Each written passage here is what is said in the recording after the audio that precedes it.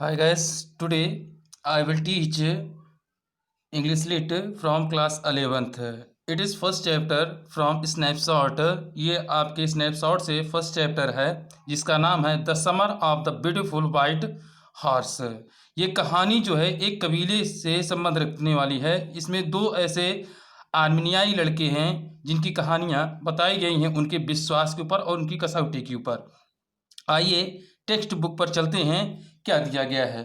One day back there in the good old age when I was 9 and the world was full of every imaginable kind of magnificence and life was still a delightful and mysterious dream. और कहते हैं कि एक बार बहुत अच्छे समय की बात है, बहुत पहले जब मैं 9 साल का था, वह संसार हर तरह से सभी काल्पनिक सौंदर्य से भरा हुआ था और जिंदगी अब भी कहते हैं कि बहुत प्रसन्नचित और रहस्यमयी सपना थी।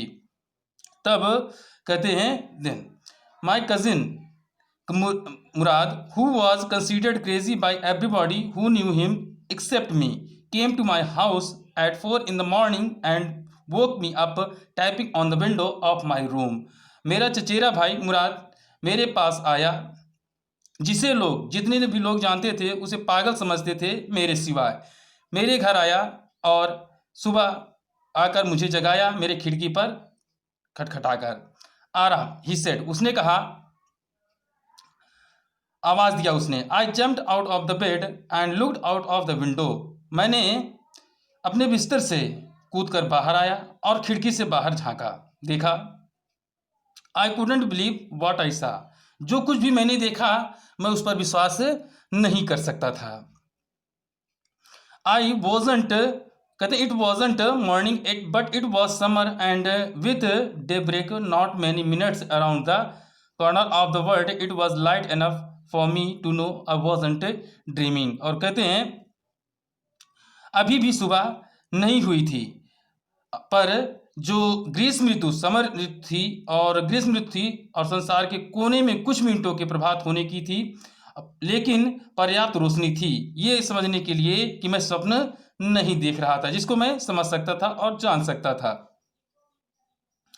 और उसके बाद कहते हैं कि माई cousin Murad was sitting on a beautiful white horse. मेरा चचेरा भाई जो था वो एक सुंदर घोड़े पर, सफेद घोड़े पर बैठा हुआ था। I stuck my head out of the window and rubbed my eyes. और कहते हैं मैं खिड़की से अपने सर को बाहर निकाला और अपनी आंखों को रगड़ा। Yes he said in Armenian, उसने कहा, हाँ इट इज अ हॉर्स, यह एक घोड़ा है। यू आर नॉट ड्रीमिंग, आप स्वप्न नहीं देख रहे हो। Make it quick if you want to ride, जल्दी करो अगर तुम घुड़सवारी करना चाहते हो। I knew my cousin Mourad enjoyed. उसके बाद नेक्स्ट आगे देखते हैं कि इस नेक्स्ट पेज में दिया गया है, इसमें आप यहाँ से शुरू करेंगे। आई knew my cousin Mourad enjoyed being alive more than anybody else who had ever fallen into the world by mistakes.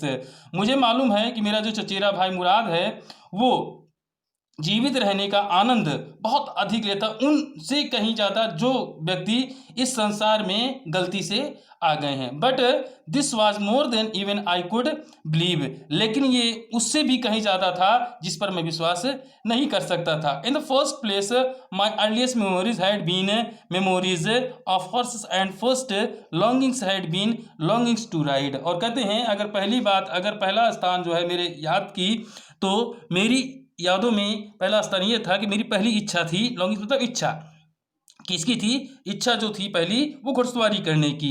This was the wonderful part, ये बहुत ही आश्चर्यजनक बात थी। इन द सेकेंड प्लेस, और दूसरी अगर बात करें तो वी वर पुअर, हम लोग गरीब थे। This was the part that wouldn't permit to believe what I saw. और ये जो हिस्सा था, ये भाग जो था हम लोगों का, गरीब जो हम लोग थे, ये मुझे अनुमति नहीं दे रहा था कि जो कुछ भी मैंने देखा उस पर विश्वास करने के लिए बिल्कुल अलाउ नहीं कर रहा था। वी वर पुअर, हम लोग गरीब थे। वी हैड नो मनी, हम लोगों के पास पैसे नहीं थे। Our whole tribe was poverty in the most amazing stricken, कह रहे हैं कि our whole tribe was poverty stricken, हमारा पूरा जो कबीला था वो गरीबी से ग्रस्त था। Every branch of the Garoghlanian families was living in the most amazing and comical poverty in the world. और कहते हैं गार्गोलियन का प्रत्येक जो परिवार था, हिस्सा था जो उस ब्रांच का, मतलब गर्गोरियन जितने भी कबीले थे उसमें के जितने भी परिवार थे, was living in the amazing, बहुत ही विस्मय तरीके से या हास्यपद तरीके से निर्धनता में, इस संसार जो इस संसार में निर्धनता होती है उससे होकर वो जी रहे थे। Nobody कहते हैं could understand where we were got money enough to keep us with food in our bellies, और कहते हैं कोई भी नहीं समझ सकता था कि हम लोग कहाँ से पैसे प्राप्त करते हैं और कैसे अपने पेट को भरते हैं, मतलब अपनी भूख को कैसे मिटाते हैं। Not even the old man of the family, यहाँ तक कि उस कबीले के बूढ़े आदमी लोग भी नहीं समझते हैं कि हम लोग कैसे करते हैं। We were famous for our honesty, हम लोग अपनी ईमानदारी के ऊपर प्रसिद्ध थे। We had been famous for our honesty for something like 11 centuries, और कहते हैं वी हैड बीन फेमस, हम कब से फेमस हैं? लगभग अपनी ईमानदारी के लिए लगभग कहते हैं कि 11वीं शताब्दी से।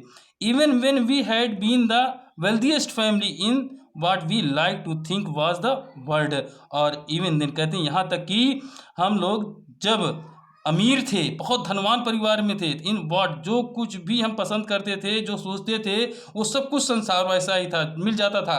वी वर प्राउड फर्स्ट, हम लोग बहुत अपने आप पे गर्व करते थे। ऑनेस्ट नेक्स्ट, हम ईमानदारी अगली बात थी। एंड आफ्टर द, उसके बाद we believed to right and wrong, उसके बाद हम सही और गलत पर विश्वास करते थे। None of us would take advantage of anybody in the world, let alone steal, और कहते हैं कि कोई भी विश्वास नहीं, एक दूसरे का लाभ नहीं उठाता था संसार में।